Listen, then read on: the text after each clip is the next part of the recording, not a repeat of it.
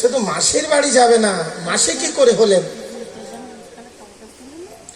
মাতাজি যারা আছেন সবাই মাসি। কালকের থেকে জগন্নাথ দেবের মাসি হবেন কিনা? হ্যাঁ কিনা? হ্যাঁ কিনা? বেশ।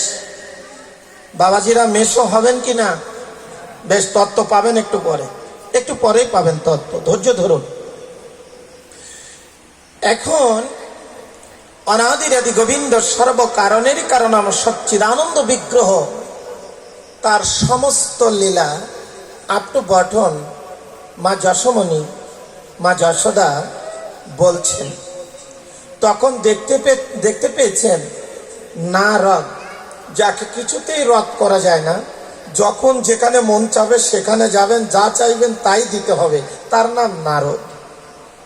নারদ দেখতে পেলেন যে কৃষ্ণ এবং বলরাম দুজনে একথা শ্রবণ করিতে করিতে প্লাস্টিক আগুনে দিলে যেমন পুড়ে এক জায়গায় হয়ে যায়, সোনা যেমন পুড়ে এক জায়গায় চকলেট হয়ে যায়, বিস্কিট হয়ে যায়, বল হয়ে যায়, ঠিক তদ্রূপ মানুষের হাত আগুনে পুড়ে গেলে যেমন চামড়া গুটিয়ে এক জায়গায় চলে আসেন, ঠিক তদ্রূপ কৃষ্ণ বলরাম এহনো অবস্থা, কিম্ভূত কিমাকার মূর্তি, যা আগে কখনো দেখিনি।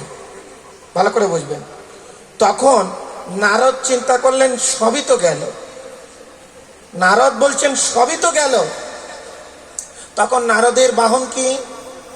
ঢেকে বাহন চেপে ঠিক যশোমতির দুয়ারে এসে নারায়ণ নারায়ণ নারায়ণ বলে চিৎকার করে উঠলেন। তখন মা যশোমতি দেখতে পেলেন রক্ত রক্ত রক্ত, মানে রুধির। তাকিয়ে দেখলেন কৃষ্ণ বলরাম ঠিক সেম অবস্থা,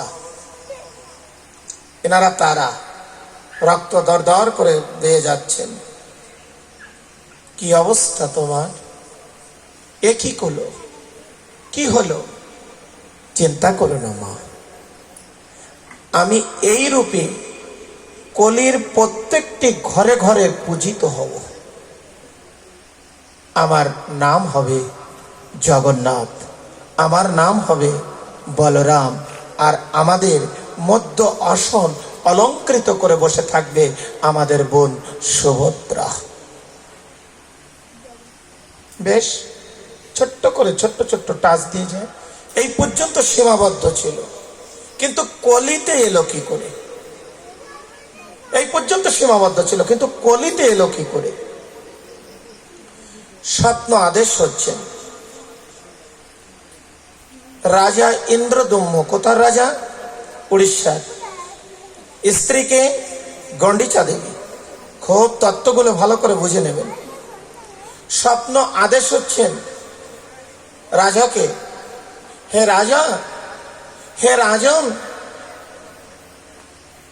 আমি এই পাহাড়ের গুহার মধ্যে কষ্ট পাচ্ছি, তুমি এসে আমাকে নিয়ে যাও, লোক পাঠাও,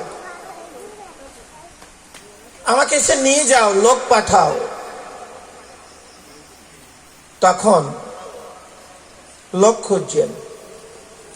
তখন ইন্দ্রদম্য রাজা তার মন্ত্রীকে পাঠিয়ে দিলেন, ছোট্ট করে বলছে, পাঠিয়ে দিলেন।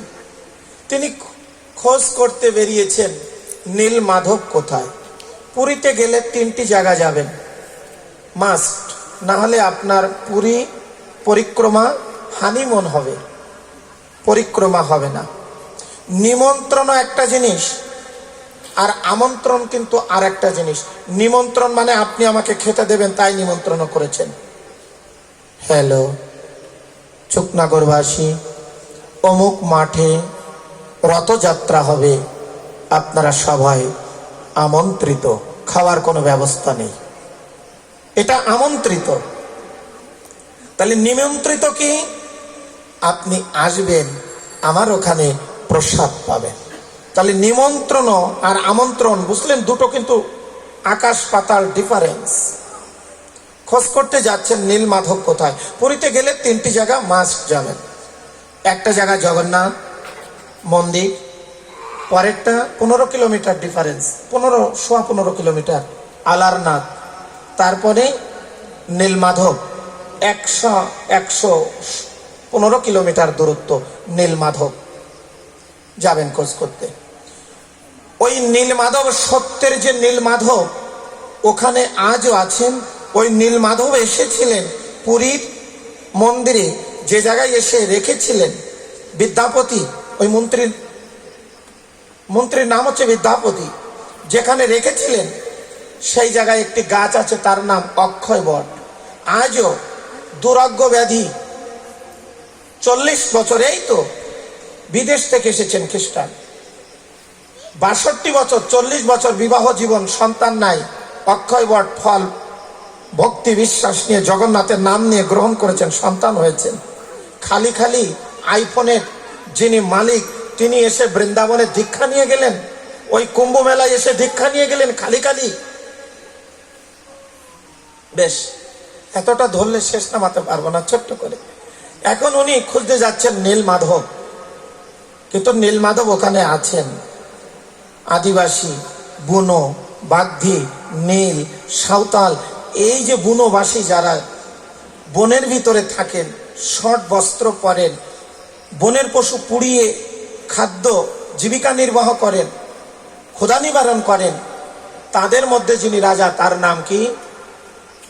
বিশ্বাবসু। সব নোট করুন। বিশ্বাবসুকে স্বপ্ন আদেশ করছেন, বিশ্বাবসু আমি নীলমাধব বলছি, আমার খুব কষ্ট হচ্ছে, আমি এখানে